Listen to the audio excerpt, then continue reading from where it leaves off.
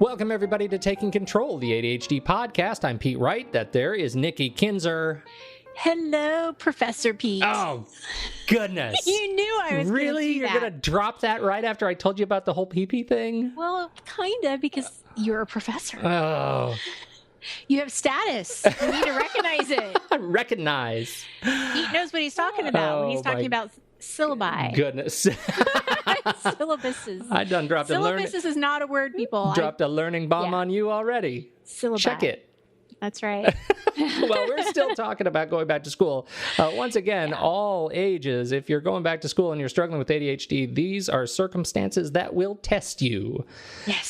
So where do we go from here?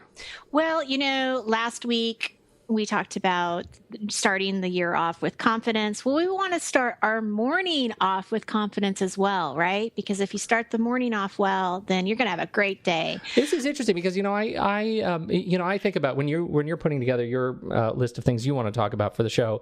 I always read into them this way: like, you want to talk about the morning routine, it must mean that this is something that your clients struggle with in this area. Oh, yes. So it's easy to jump into the assumption, well, I got a good morning routine. I jump up, I eat my Frosted Flakes, and I head off to school. But what you're saying is that's a recipe for trouble. Well, it can be, especially if you're thinking about college, because every day is a little bit different. I mean, well, not every day is different necessarily, but if you've got classes on Mondays, Wednesdays, and Fridays, then your Tuesdays and Thursdays are going to look different than those Mondays, Wednesdays, and Fridays. And then you throw in the weekend and you've got Saturday and Sunday. And so, I mean, there's a lot of inconsistency with the schedule. And so that can kind of screw up the morning routine. And And I think these strategies actually can work for anyone, not just the college student. If you're looking on how do I kind of better define my morning routine, try some of this stuff. Excellent. You may be surprised. Yeah. All right. So where do you start? Okay. So what does this look like? Again, I feel like sometimes I repeat myself on some of these important points, but they are important. And so that's why I'm repeating myself. There's a reason. But knowing your schedule, again, I think that, you've got to really become friends with your planner, with your calendar, really understand, on what days am I supposed to be where and what time is my first class, and really trying to add as much structure or routine to your week. Again, this is another perfect thing that you can work with on your coach, with your coach. Is trying to figure out what this looks like for you on a weekly basis, and planning around those things that you want to do on a daily basis around your class schedule. And what I mean by that is you may want to exercise every day, but you may not get to do that if you've got a class first thing in the morning on Mondays. And so trying to figure out how that's going to work and how that gets built into your schedule. So just really trying to figure out what that structure and routine looks like can be important. Now, when you're getting up in the morning, some people actually have some anxiety about, gosh, what if I miss my class? What if I don't get up in time? That's actually what's so funny. When I first read your notes, I thought that bullet read, get up in the morning. And I thought she wrote that just for me. Just for you. It's not just the act of getting up. It's, Pete, get up in the morning. Get up in the morning. That's right. Don't miss your first appointment. And there's some anxiety around that, especially if you don't sleep well or you're a late night sleeper and, your first class is at 8:00. There might be some major concern. Now, with that said, if there is at all a possibility for you not to schedule classes early in the morning when you're not an early person or a morning person, then I suggest that you try not to do that if you can. If you don't wake up until 11:00, then try to schedule your classes, in the afternoon. That may not be an option for you. So this is where this tool comes in, is to set 2 alarms and have one of those alarms be on the other side of the room where you have to physically get up and turn it off. It's sort of that kind of plan B of sorts. If the first alarm doesn't work, then you've got plan B, that's going to get you out of bed. Sure. The third point that I have that's really interesting is some people don't really know how long it takes them to get ready in the morning. So this is a really good thing to actually track, for a couple of times. Like, how long does it take you to get up, take a shower, brush your teeth, eat, all of that stuff, and track that so that you know how much time you need before you have to leave and get to your first class. And I always will suggest that you put some buffer time around that. So if you know it's going to take you a half hour to get ready, then you may want to make sure you set your alarm, 45 minutes to an hour before you actually have to leave. It's just a little kind of trick of the trade, right? That you're giving yourself some buffer time to allow some distractions, because they will probably happen. I don't know anything about distractions. You don't know anything about that. That's right. So, there you have that. So that's your schedule. How do you handle your physical space? Well, that's I don't know if I would say it's so much about your physical space, but I think it's important that you do know what your essential items are that you need. And so, you probably have a book bag, you need your computer, you need your keys, your wallet, your purse, whatever it is.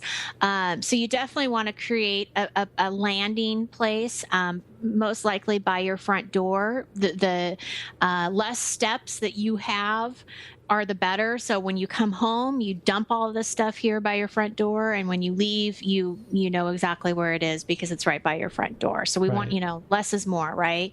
But definitely having all of this stuff in one spot and identifying what those things are. You don't want to waste time looking for your keys. Just have a place for them, have a home for them, and have them be next to your book bag, because it just makes things a lot easier. Right. Okay, so I don't know if that's necessarily what you mean by space. Yeah, no, it is. Absolutely. That's what I take from that, is just creating that landing spot. And while you're getting ready in the morning, do be more aware of what your distractions are. I know that we want to have some buffer times to allow those to happen, but if you know that you're going to get sucked into email, or Facebook could be, something bad for you, then don't check them. Don't check them first thing in the morning, especially if you're already running late. You definitely don't want to check them. If a phone call comes in, let it go to voicemail. You don't have to get it right now if it's not an emergency, or you're not waiting on a call. Just let it go to voicemail and call those people back. But be aware of be aware of what your distractions are, and then eliminate them is what we want to try to do to make the morning more smoother. I love that. There are a couple of just little quick tech tweaks. If you there is a way to turn on, look for the do not disturb function for calls and emails and things that you can set on a timer. We've talked about this before. You can say, I don't want anything to disturb me before 8 o'clock in the morning. So I don't want any calls. I don't want any emails. I don't want any notifications. All I want, you set your alarm to wake up at 7 or 6:30 or whatever, and you're not going to get distracted by any notifications until 8, right? Until Perfect. You actually are ready to leave your house. That's one of those little tricks that really helps me not get sucked into anything, before I actually am ready to be sucked in. That's right. That's great. The second to the last tip that I have for people is to set an alarm around 15 minutes before you need to leave. And I've seen people do this, not only college students, but just people that need to leave to get to work on time. It helps them just sort of gives them that reminder of it's almost time. So if your adrenaline needs to kick in, it needs to kick in now. If you're not quite where you need to be, then kick it up a step and get it done. And so it's just that reminder of, okay, 15 minutes, I have 15 minutes, and get out of the door on time. The other thing with that, I at the beginning of the year, it's a really good time too to figure out how long it's going to take you to get to your first class, and then add 15 minutes. So if it only takes you 10 minutes to get to your first class, then I would suggest that you really aim to leave around 25 minutes before the class starts, just so you know that you have plenty of time to get there, get seated, and not be so stressed and high anxiety, rushing in there like, Kramer used to do on Seinfeld. Yeah, right. Sliding into the door. Yeah. It just allows you that time to hopefully start your school day a little calmer. I love it. This is good stuff. It's a good reminder. It's a good contextual reminder. You're going back to school. Think about these things in the morning. Get your morning started off right. You'll have a better day. That's right.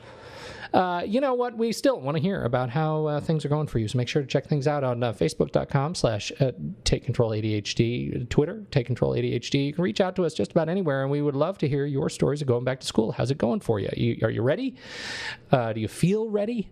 You can learn more about the show at TakeControlOrganizing.com. You can subscribe for free to the podcast in iTunes or your podcatcher of choice. And as ever, on behalf of... Oh, do you have something? Well, just one last thing. If you're, we've been talking a lot about, coaching and school. And if you have specific questions, I just want to welcome you to send me an email, give me a call, and I'm happy to answer any questions that you might have about coaching and the ADHD student. Well, I'm glad you said that. And there's a handy contact page right on the website where you can do that. You can just write an email. You are enabled to just write an email and reach out to Nikki directly. And she's very fast at getting back to people, so you should totally do that.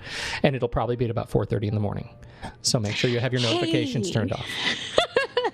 Are you making fun of me because I am an early person? Totally an early morning person. I am. But I go to bed at like 8:30 at night. It's crazy. So I think that's it. On behalf of the early riser, Nikki Kinzer, I'm Pete Wright, and we'll catch you next week on Taking Control, the ADHD Podcast.